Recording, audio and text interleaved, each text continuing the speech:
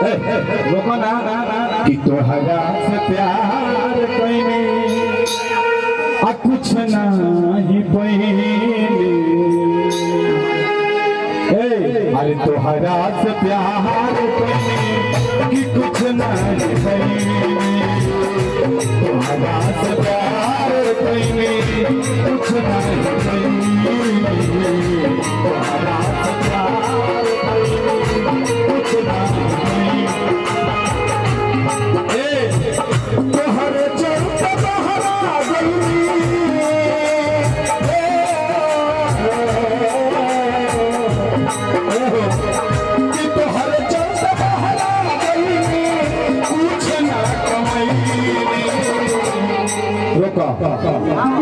आज तोहरे चलते भाई देखा दिल्ली आई बारे गमछी से गाल पोछा होता है कहता है कि हमारे गमछी में पोछ देते क्या हो गई कि तोहरे चलते तोहरे चलते कुछ ना तोहरा से कुछ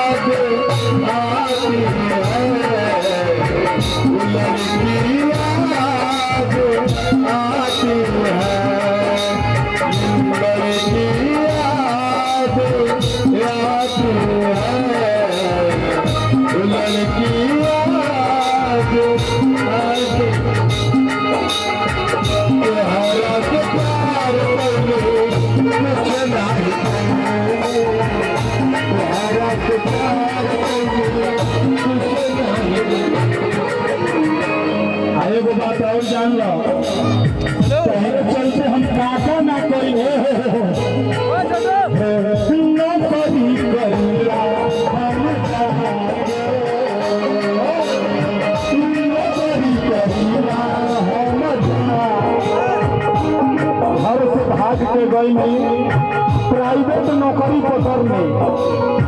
आज किस्मत बाकी 4 गो ट्रक चलता ना तो सब कहीं गांव से भागिए के आई बा। अरे तोहर चलते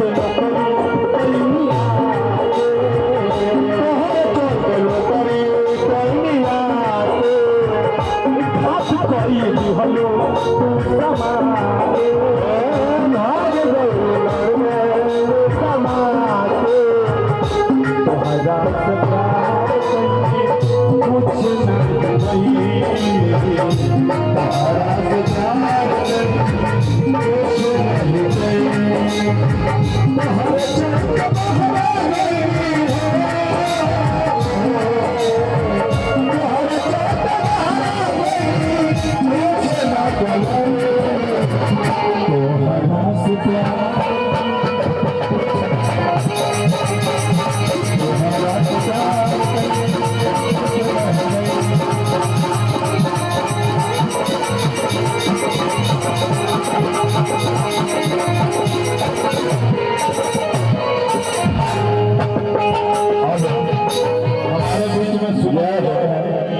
सुमन जी बहुत दूर से चल के आए। सुमन भट्ट जी।